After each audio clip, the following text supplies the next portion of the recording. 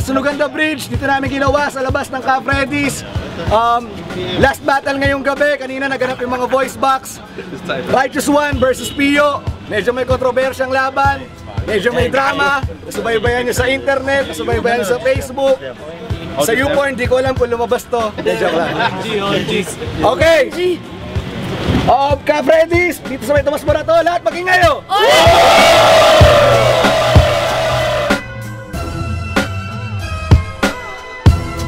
Okay, ito nga pala ang inyong host, Negativo, from Marshall Camp Records, Tuesday Troop, Konektado. Shoutouts nga pala sa Team Negativo, syempre sa Whip Caps, sa HME, Master of Ceremony shirt, Marshall Camp brand, exclusive brand, Call of Leyva, Solidong Breezy.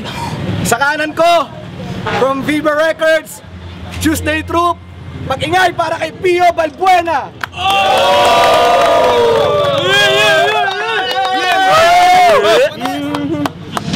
Okay, sa kaliwa ko, literal na kalahati ng Team NR. Mag-ingay para kay Righteous One! Shoutout sa Whip Caps, Uniforme, Project Stead na ko yung OMG! Tuesday Troop din, Tuesday Troop. Tuesday Troop!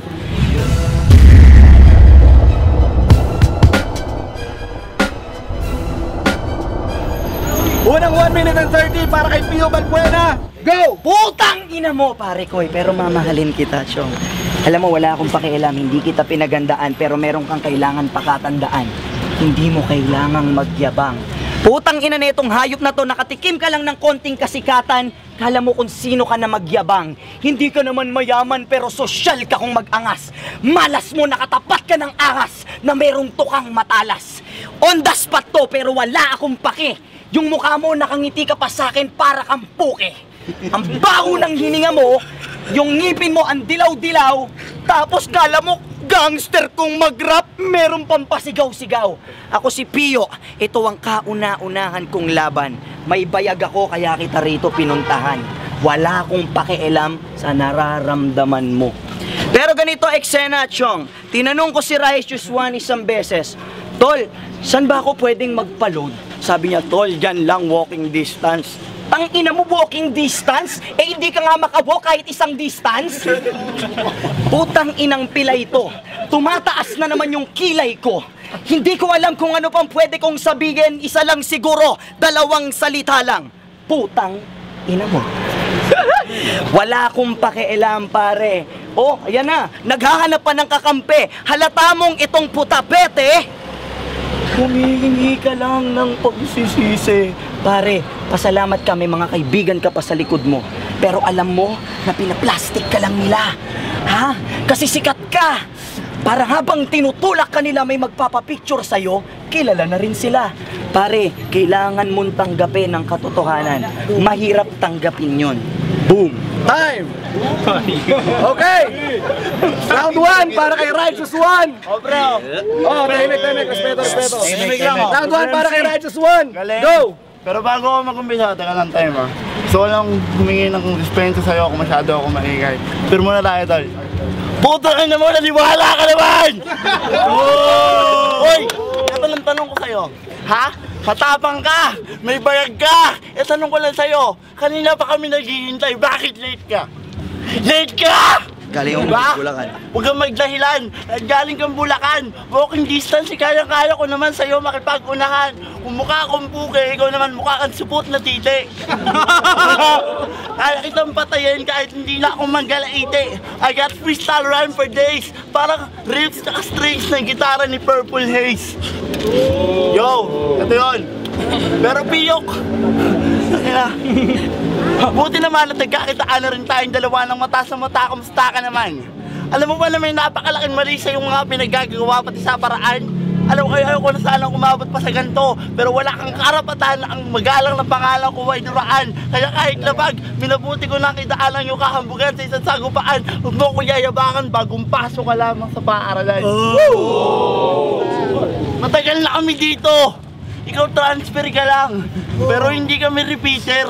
Ang tawag sa amin mainstay. We were molded like clay. We hustled for years to be who we are today. Tapos ikaw bigla ka lang papasok na parang it's like a video game you wanna play. Fuck you kayo 1,000,000. Time. Yep.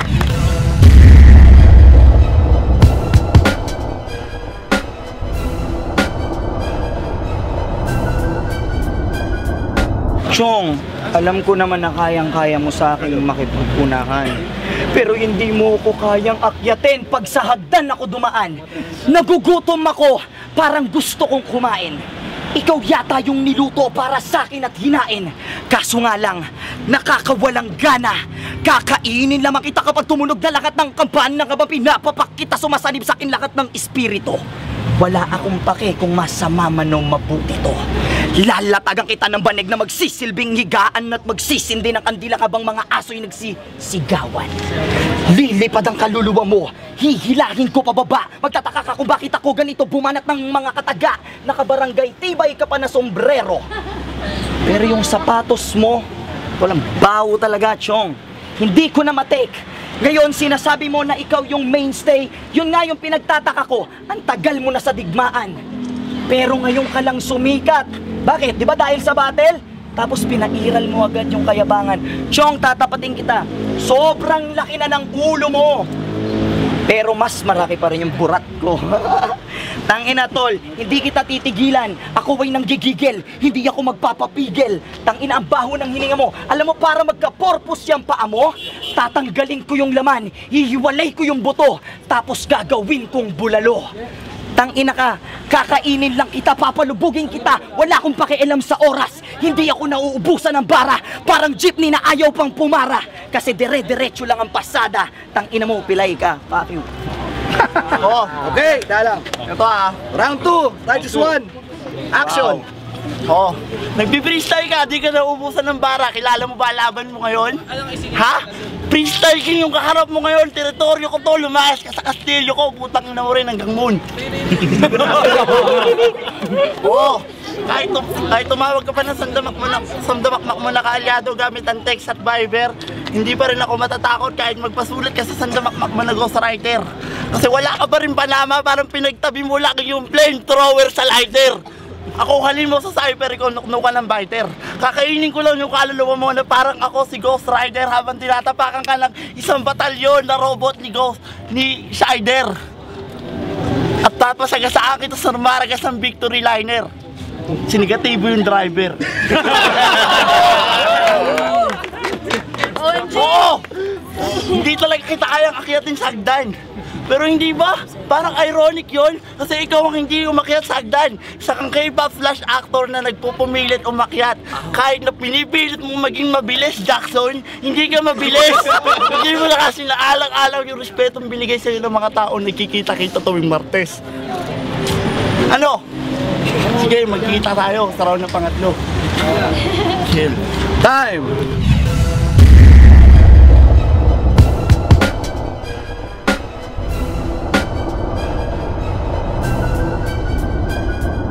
Go! Ganito eksena, si Righteous 1 nasa monumento na naman. Merong biglang taong dumaan. Sabi, Righteous 1, san ba yung papuntang Tutuban? Tangina mo, diretso yung turo mo, pero yung kamay mo, bakit nakaganyan? Hoy, congrats! Magaling ka na ngayon.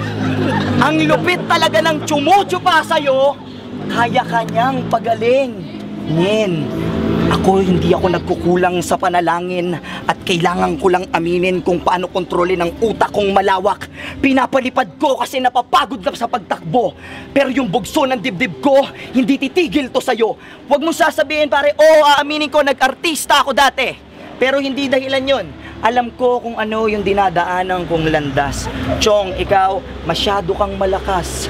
Yun yung lagi mong tinatatak sa kukote mo. Putang ina, ang sarap garotehin nito. Tang ina, 3 letra lang yung pangalan ko, pero lahat ng barang binibitawan ko parang milyon-milyon to.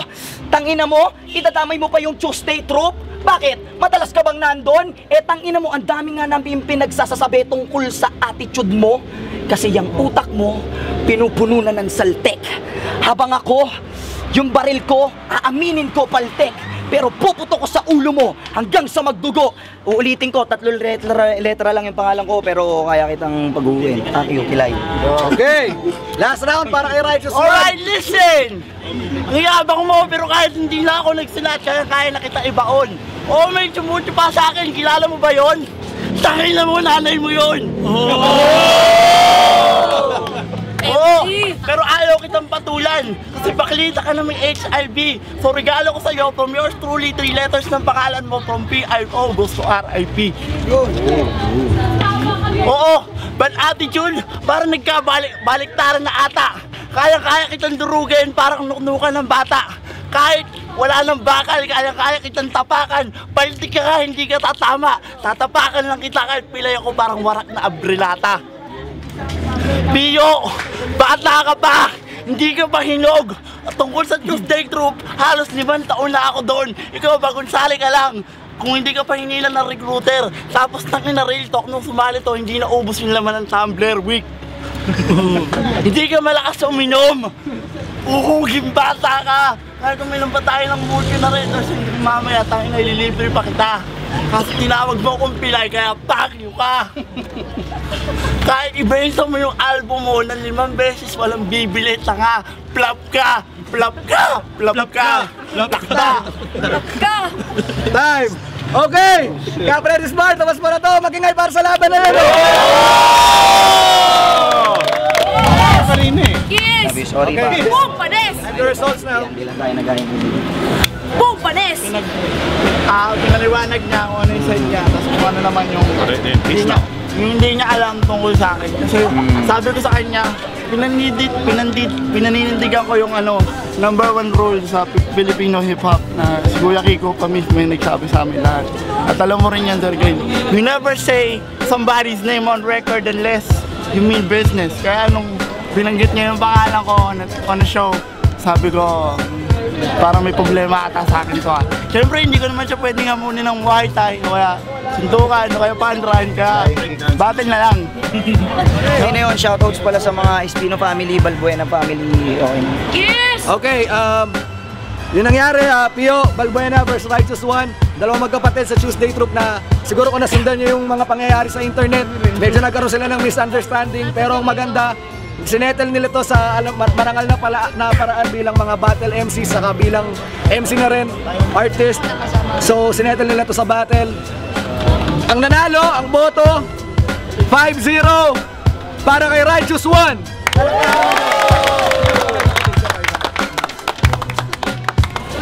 What's up, players, Rhyme and Flow.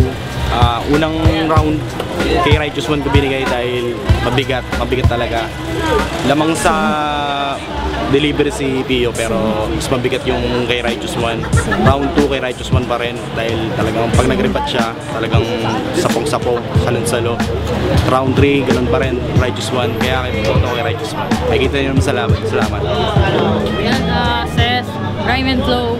Shoutout nga pala sa Breezy Clothing, Sherlock, and Breezy Music.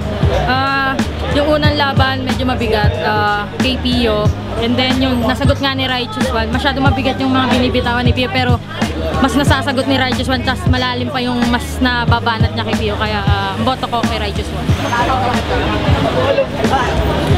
My name is OMJ. Ako nga po pala si OMJ. Ibig sabihin, oh my God, sa madaling salita, boto ko po kay Righteous One. Siya po ang nanalo. 3 laban kay Pio.